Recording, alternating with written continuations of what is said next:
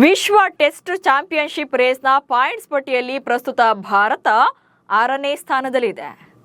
2027ರಲ್ಲಿ ನಡೆಯಲಿರುವಂತಹ WTC ಫೈನಲ್ನ top 2ನಲ್ಲಿ ಇರಬೇಕು ಅಂದರೆ ಮುಂದಿನ ಪ್ರತಿ ಪಂದ್ಯಗಳಲ್ಲೂ ಕೂಡ ಮಸ್ಟ್ ಅಂಡ್ ಶುಡ್ ಗೆಲ್ಲಲೇಬೇಕಾದಂಥ ಅನಿವಾರ್ಯತೆ ಇದೆ.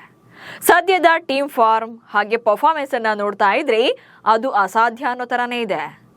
ಆದರೆ ಟೀಮ್ ಚೇಂಜ್ ಮಾಡಿದರೆ ಈ ಇಂಪಾಸಿಬಲ್ನ ಪಾಸಿಬಲ್ ಮಾಡ್ಬೋದು. ಹೇಗೆ ಅನ್ನೋ ಬಗ್ಗೆ ಮಾಜಿ ಆಟಗಾರ ರಾಬಿನ್ ಉತ್ತಪ್ಪ ಒಂದು ಸಾಲಿಡ್ ಸಜೆಷನ್ ಕೊಟ್ಟಿದ್ದಾರೆ. ಸೊ ಏನದು ಅನ್ನೋದನ್ನ ಈ ವಿಡಿಯೋದಲ್ಲಿ ಹೇಳ್ತೇನೆ. ನಾನು ಶಾಂತ. ನೀವು ಸುದ್ದಿಯಾನದ ಸಬ್ಸ್ಕ್ರೈಬರ್ ಆಗೋದಕ್ಕೆ ಮರಿಬೇಡಿ.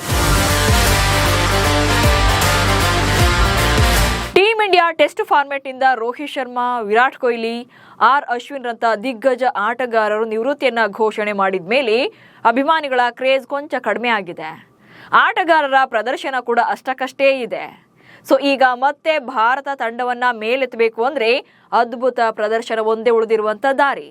ಸೊ ಇಂಥ ಟೈಮಲ್ಲಿ ಬ್ಯಾಟಿಂಗ್ ಹಾಗೆ ಬೌಲಿಂಗ್ ಎರಡರಲ್ಲೂ ಕೂಡ ಇಂಪ್ಯಾಕ್ಟ್ ಮಾಡಬಲ್ಲ ಹಾರ್ದಿಕ್ ಪಾಂಡ್ಯ ಬೆಸ್ಟ್ ಚಾಯ್ಸ್ ಆಗ್ತಾರೆ ಅಂತ ಮಾಜಿ ಆಟಗಾರ ರಾಬಿನ್ ಉತ್ತಪ್ಪ ಹೇಳಿದ್ದಾರೆ.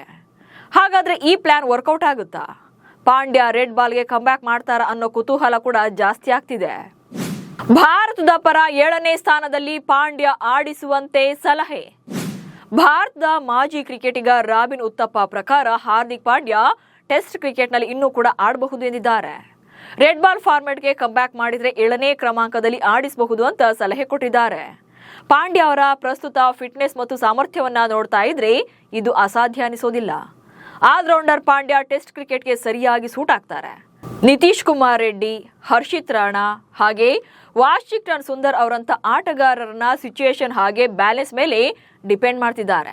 ಅಂಡ್ ಪದೇ ಪದೇ ಬದಲಾವಣೆಗಳು ಕೂಡ ನಡೀತಾನೆ ಇರುತ್ತವೆ. ಆದರೆ ಪಾಂಡ್ಯ ಟೆಸ್ಟ್ನಲ್ಲಿ ಆಡೋಕೆ ಬಯಸಿದ್ರೆ ಖಂಡಿತ ಅವರನ್ನ ಆಡಿಸಬಹುದು ಎಂದಿದ್ದಾರೆ. ಹಾಗೆ ಪಾಂಡ್ಯ ಆಡುವ ರೀತಿಯನ್ನ ನೋಡ್ತಾ ಇದ್ರೆ ಏನ್ ಬೇಕಾದ್ರೂ ಕೂಡ ಆಗಬಹುದು. BCCI ವಿಶ್ವ ಟೆಸ್ಟ್ ಚಾಂಪಿಯನ್ಶಿಪ್ ಅನ್ನ ಗೆಲ್ಲೋಕೆ ಬಯಸಿದ್ರೆ ಪಾಂಡ್ಯ ಕೂಡ ಆಡಲ್ಲ ಅಂತ ಹೇಳೋಕೆ ಸಾಧ್ಯನೇ ಇಲ್ಲ ಎಂದಿದ್ದಾರೆ. ಅದೆಲ್ಲಕ್ಕಿಂತ ಮುಖ್ಯವಾಗಿ ಮಾಡರ್ನ್ ಕ್ರಿಕೆಟ್ನಲ್ಲಿ ಆಲ್ರೌಂಡರ್ಗಳು 20 ಓವರ್ಗಳನ್ನ ಬೌಲ್ ಮಾಡಬೇಕಾದಂಥ ಅಗತ್ಯನೇ ಇಲ್ಲ.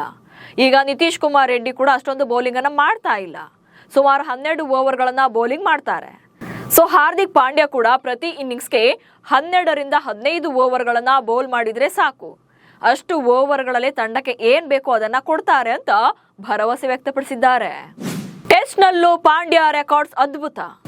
ಇನ್ನು ಆಲ್ರೌಂಡರ್ ಹಾರ್ದಿಕ್ ಪಾಂಡ್ಯ ಭಾರತದ ಪರ ಕೊನೆಯದಾಗಿ ಟೆಸ್ಟ್ ಹಾಗೆ ಪ್ರಥಮ ದರ್ಜೆ ಕ್ರಿಕೆಟ್ ಆಡಿದ್ದು 2018ರಲ್ಲಿ. ಸೊ ಪದೇ ಪದೇ ಕಾಡ್ತಾ ಇದ್ದಂಥ ಬೆನ್ನು ನೋವಿನಿಂದಾಗಿ ಬಳಲ್ತಾ ಇದ್ದಂಥ ಪಾಂಡ್ಯ ಅನಂತರ ರೆಡ್ ಬಾಲ್ ಕ್ರಿಕೆಟ್ನಿಂದ ದೂರನೇ ಉಳಿದ್ಬಿಟ್ರು. ಸೊ ಆಗಿಂದ ಕಂಪ್ಲೀಟ್ ಆಗಿ ವೈಟ್ ಬಾಲ್ ಕ್ರಿಕೆಟ್ನತ್ತ ಫೋಕಸ್ ಮಾಡಿದ್ರು. ಹೀಗಾಗಿ ಸೀಮಿತ ಓವರ್ಗಳ ಆಟಗಾರರಲ್ಲಿ ದಿ ಬೆಸ್ಟ್ ಆಲ್ರೌಂಡರ್ ಆಗಿದ್ದಾರೆ. ಆದರೆ ಟೆಸ್ಟ್ ಮಾದರಿಯಲ್ಲಿ ನಿತೀಶ್ ರೆಡ್ಡಿ, ಶಾರ್ದೂಲ್ ಠಾಕೂರ್, ವಾಷಿಂಗ್ಟನ್ ಸುಂದರ್ ಹಾಗೆ ಹರ್ಷಿತ್ ರಾಣಾ ಕಡೆಯಿಂದ ನಿರೀಕ್ಷಿತ ಪ್ರದರ್ಶನ ಬಂದಿಲ್ಲ. ಪಾಂಡ್ಯ ಅವರ ಟೆಸ್ಟ್ ದಾಖಲೆ ಸೀಮಿತವಾಗಿದ್ರೂ ಕೂಡ 11 ಪಂದ್ಯಗಳಿಂದ 31ರ ಸರಾಸರಿಯಲ್ಲಿ 537 ರನ್ಗಳನ್ನ ಕಲೆ ಹಾಕಿದ್ದಾರೆ. ಅಂಡ್ 31ರ ಸರಾಸರಿಯಲ್ಲಿ 17 ವಿಕೆಟ್ಗಳನ್ನ ಬೇಟೆಯಾಡಿದ್ದಾರೆ. ಹೀಗಾಗಿ ICC ವೈಟ್ ಬಾಲ್ ಪ್ರಶಸ್ತಿಗಳ ಬಳಿಕ ಪಾಂಡ್ಯ ವಿಶ್ವ ಟೆಸ್ಟ್ ಚಾಂಪಿಯನ್ಶಿಪ್ನಲ್ಲೂ ಕೂಡ ಆಡಿದ್ರೆ ಅವರ ಕೆರಿಯರ್ ಕೂಡ ಕಂಪ್ಲೀಟ್ ಆಗುತ್ತೆ. ಸೊ ಈಗ T20 ವಿಶ್ವಕಪ್ ಮೇಲೆ ಫೋಕಸ್ ಮಾಡಿರುವಂಥ ಭಾರತಕ್ಕೆ ಹಾರ್ದಿಕ್ ಪಾಂಡ್ಯ ಬ್ಯಾಟಿಂಗ್ ಹಾಗೆ ಬೌಲಿಂಗ್ ಎರಡರಲ್ಲೂ ಕೂಡ ಗೇಮ್ ಚೇಂಜಿಂಗ್ ಪರ್ಫಾರ್ಮೆನ್ಸ್ ನೀಡುವಂಥ ಸ್ಟಾರ್ ಪ್ಲೇಯರ್ ಆಗಿದ್ದಾರೆ. ICC ಬಿಗ್ ಟೂರ್ನಿ ಬಳಿಕ ಟೆಸ್ಟ್ ಕ್ರಿಕೆಟ್ ಆಡಿಸೋದ್ರ ಬಗ್ಗೆ ಚಿಂತನೆ ಮಾಡ್ತಾರೋ ಏನೋ. ಆದರೆ ಪಾಂಡ್ಯಗೆ ಇಂಜುರಿಯೇ ದೊಡ್ಡ ವಿಲನ್ ಆಗಿದೆ. ಸೊ ಹೇಗೆ ಬ್ಯಾಲೆನ್ಸ್ ಮಾಡ್ತಾರೆ ಅನ್ನುವಂಥ ಪ್ರಶ್ನೆ ಕೂಡ ಇದೆ. ಸೊ ನಿಮ್ಮ ಪ್ರಕಾರ ಹಾರ್ದಿಕ್ ಪಾಂಡ್ಯ ಟೆಸ್ಟ್ ಕ್ರಿಕೆಟ್ಗೆ ಕಂಬ್ಯಾಕ್ ಮಾಡಿದ್ರೆ ಚೆನ್ನಾಗಿರುತ್ತಾ? ತಂಡಕ್ಕೆ ಪ್ಲಸ್ ಆಗುತ್ತಾ ಅನ್ನೋ ಬಗ್ಗೆ ಕಮೆಂಟ್ಸ್ ಮೂಲಕ ತಿಳಿಸಿ. ಹಾಗೆ ಸುದ್ದಿಯನ್ನು ಫಾಲೋ ಮಾಡಿ. ನಮಸ್ಕಾರ.